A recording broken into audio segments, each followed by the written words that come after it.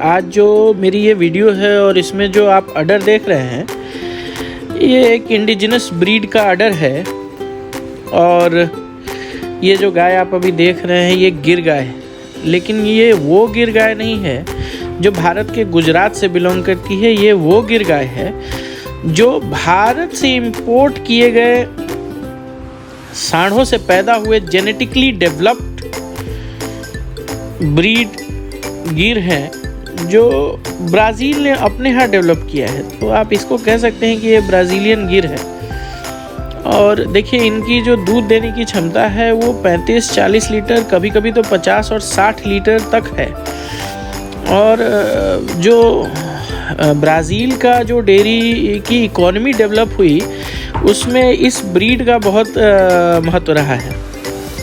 देखिए हमारे यहाँ जो श्वेत क्रांति हुई उसमें हमने अपने ब्रीड पे काम करने के बजाय क्या किया कि बाहर से सीमन इंपोर्ट करा और अपनी गायों में वो सीमन लगा करके वैसे बच्चे तैयार करे जो क्रॉस ब्रेड हुए।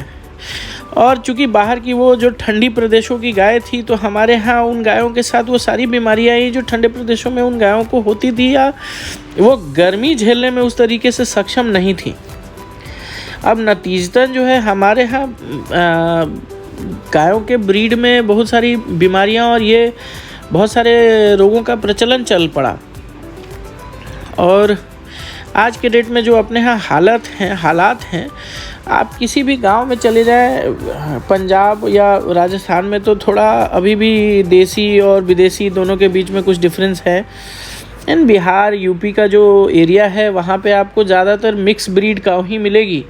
आप उसके बॉडी कैरेक्टरिस्टिक से उस गाय की जात को नहीं पकड़ सकते हैं, ठीक है। अब जो है वाइट और ब्लैक कलर देख के लोग बोल देंगे हॉल्स्टीन है, बट वो प्योर हॉल्स्टीन होती नहीं है।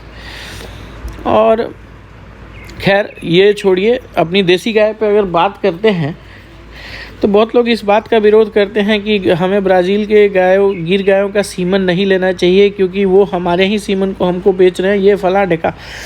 भाई साहब, लेकिन हमने काम कहाँ किया अपनी गायों पे? उन्होंने सेलेक्टिव ब्रीडिंग करके अभी जो है उच्च क्वालिटी के बुल्स तैयार कर लिए, उसके जीनोम सीक्वेंसेस में चेंज करके जो फ्रीजियन के मिल्किंग कैपेसिटी थी उसको उसमें ऐड ऑन कर दिया।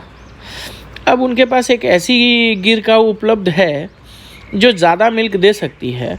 और आप समझ सकते हैं कि ब्राज़ील और इंडिया का वेदर जो है वो एक तरीके का है, क्लाइमेट एक तरीके का है।